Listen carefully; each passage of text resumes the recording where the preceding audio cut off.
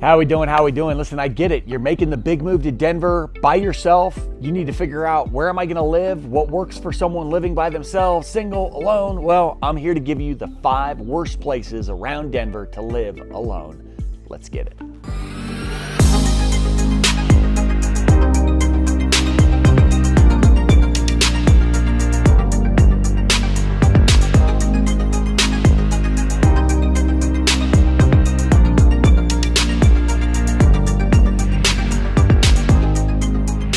All right, this is Destination Denver, Colorado. I am your host, Jimmy Everett, and listen, if you're interested in learning all the ins and outs, pros and cons to moving to or around Denver, Colorado, then this is the channel for you. So that subscribe button and notification icon popping up, make sure you click on that as I'm dropping new videos for you each and every week. And listen, as much as I love being out here on sunny days and letting the wind blow what's left of my hair all around, I'm also a licensed mortgage expert helping people move to Denver all the time and working with some of the city's most talented realtors. So the number and email popping up on the screen, I'm always a person answering your phone calls, answering your texts, answering your emails, there when and if you need me. So now that we're done with that fun-filled stuff, let's get to what we're here for, especially before that wind picks back up. Let's talk about moving to Denver, Colorado single, the 5 worst places to live in Denver alone. All right, so as we jump into this, I want you to understand this is not a scientifically researched presentation that I'm about to give you. It is 44 years of experience living in Colorado. It is countless conversations with friends and colleagues, and it is talking to clients, hundreds of clients who have moved to or around Denver and what they like and dislike about certain areas. So when we're talking about places, let's get some of the basics out of the way. We're not talking about, oh, this area is high in crime, stay away from it.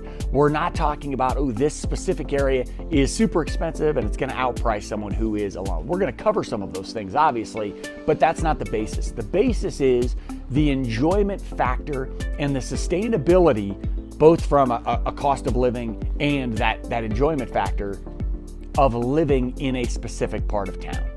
Hopefully that made as much sense as it came out of my mouth as it did when I thought it in my head, but that's 50-50.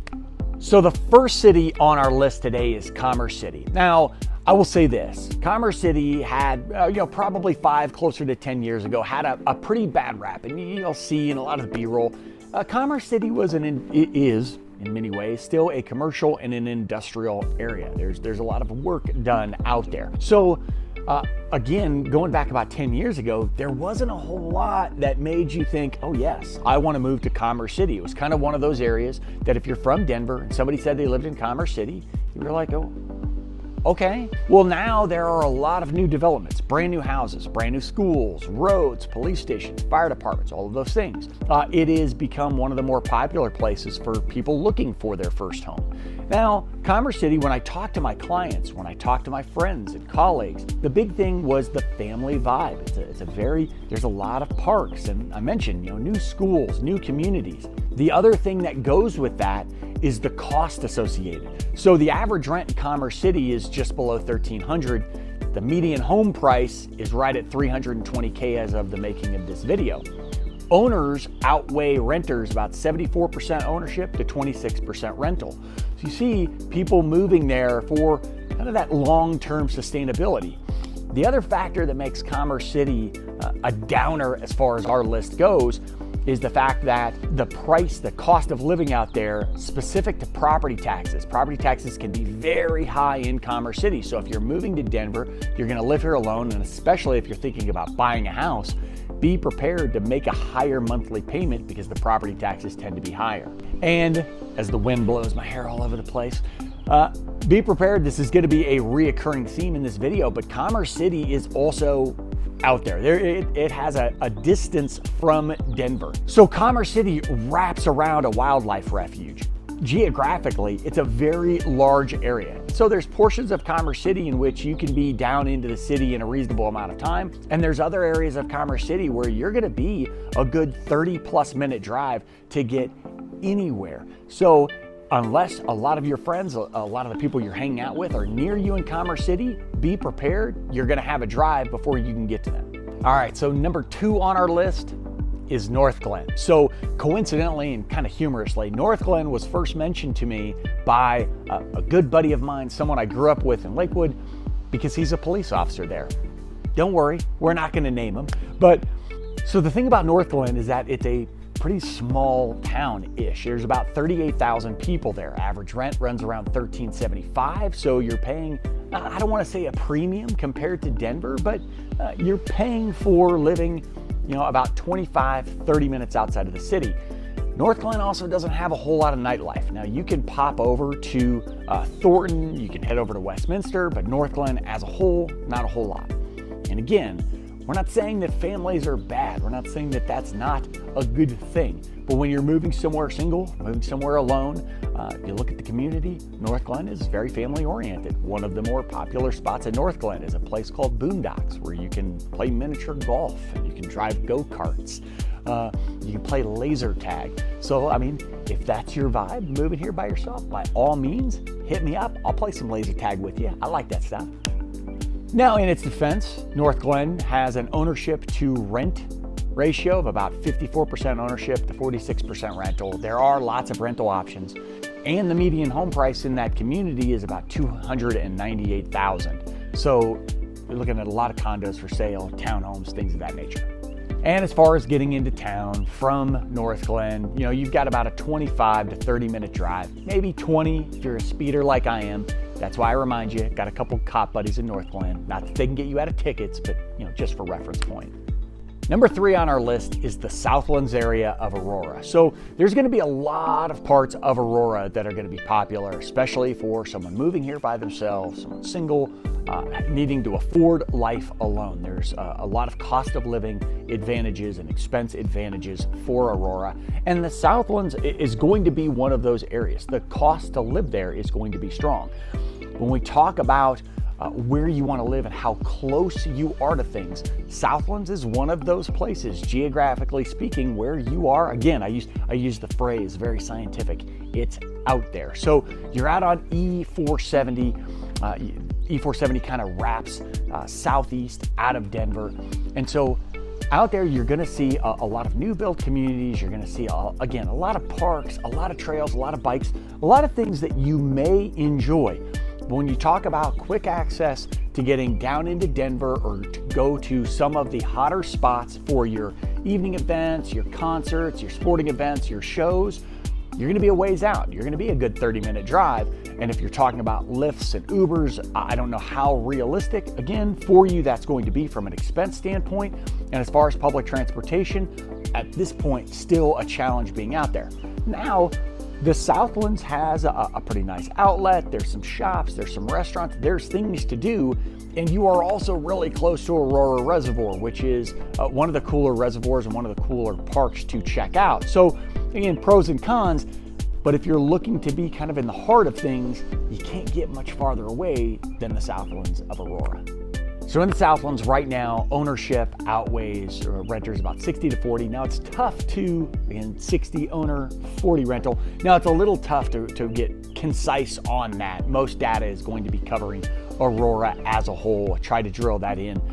Price points in that area, it says about $290K as far as your median home price. What I'm gonna tell you from experience and helping a lot of people move to that area, some who have liked it, some who have not, is that, if you're looking for condos, if you're looking for townhomes, a lot of possibilities there. The single family homes, detached homes, I gotta watch my language. As far as options there, you have a ton of new communities. Again, it comes down to your cost factors. You can save some money out living out in the Southlands, but as far as your access to what you want to do, what do you enjoy, if you're trying to get to the mountains, if you're trying to get to Denver, if you're trying to get to shows, to concerts, things of that nature, you've got to drive ahead of you. All right, number 4 on my list, and I'm actually sitting there right now, is Arvada, Colorado. Now, I want to be very clear on this. I am not currently in Arvada. I'm in an area of Arvada that locals, friends of the town like to refer to as Farvada. So Arvada really stretches. Arvada neighbors Wheat Ridge, Colorado. You may have seen other videos where I've talked about how nice it is from certain parts of Arvada and certain parts of Wheat Ridge, how close your access to everything you want to do, getting into the mountains, getting into Denver, again, going to shows and whatnot. There is from there. Well, Farvada kind of stretches out. You get farther north and farther west, And the main reason that we call it Farvada is that it's not necessarily the distance, it's the roads you need to take to get there. So as an example, where I am right now, I'm about 10 miles from the front door of my home. However, the drive to get from my house to here took about roughly 30 to 35 minutes with no traffic. It was a Sunday morning. So you think about that. It took 30 to 35 minutes to go 10 miles. Main reason is where you are in this part of Arvada, you don't have quick access to any type of freeway or highway. You're kind of out there. You're using service roads. You're hitting lights, a lot of roads that are 35, 40, 45 miles per hour if you're lucky. So now it's pretty. I will say this, it's green everywhere. There are parks everywhere. You've got great mountain views. It sounds amazing out here other than a train horn going off, but you hear those in Denver too. But as far as your proximity, and it's a pretty specific part of town to live in. So again, if you're moving out to be close to people in this part of town, it might make sense. But if you're not, it's not the easiest place for people to come out and see you, and it's not the easiest place for you to get back and see them.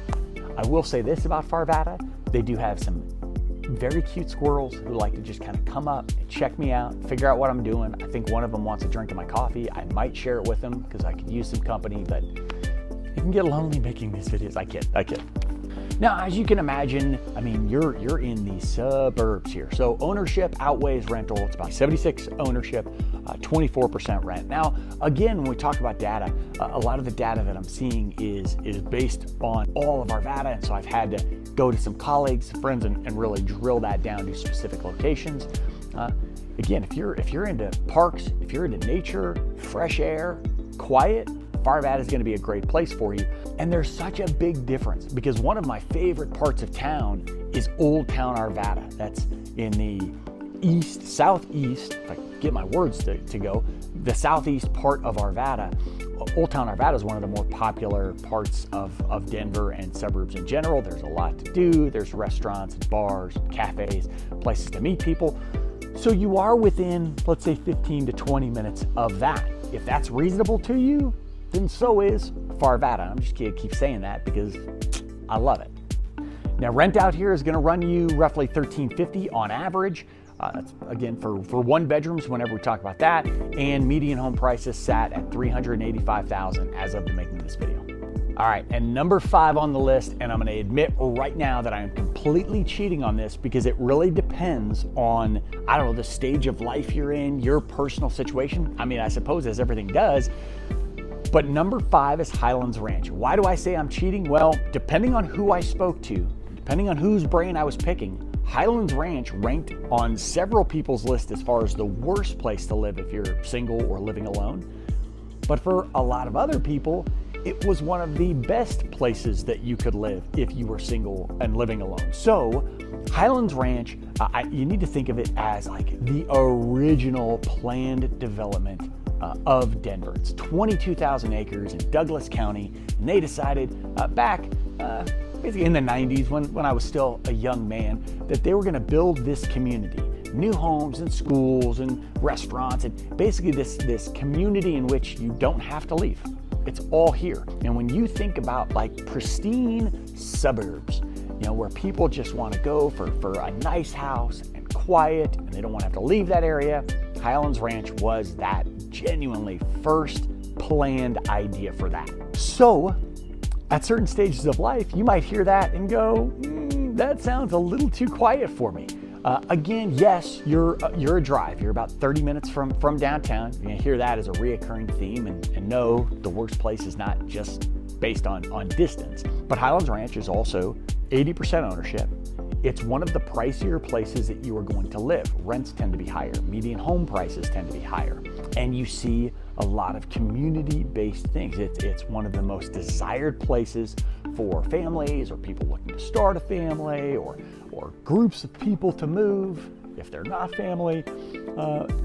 So you see a lot of that. That's why I say when I was talking to friends and colleagues about this, people that were kind of, let's just say it, my younger professionals, my people that are still going downtown a lot, going to the night spots, going to concerts, going to shows, they don't want anything to do with Highlands Ranch. It's like the last place on earth that they would want to live.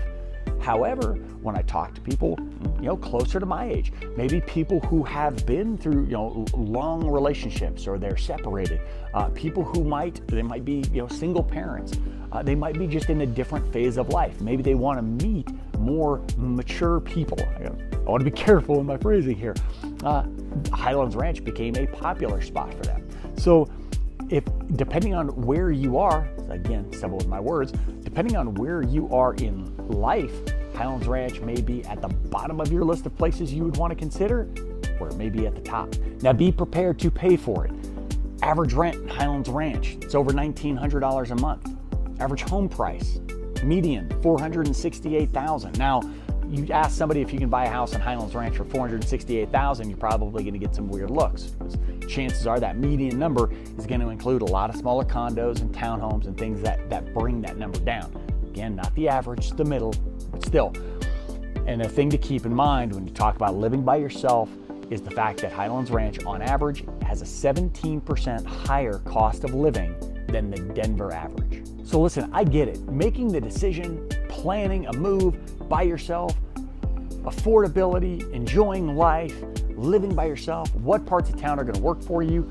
It's one of the more challenging things moving anywhere. That's why always happy to be a resource for you. So that number and email popping up on your screen, I'm always the person answering your phone calls, answering your texts, answering your emails, there if and when you need me. This is Destination Denver, Colorado. I am your host, Jimmy Everett. This has been Living in Denver Single, the 5 worst places to live in Denver alone. Until I see you next time, peace.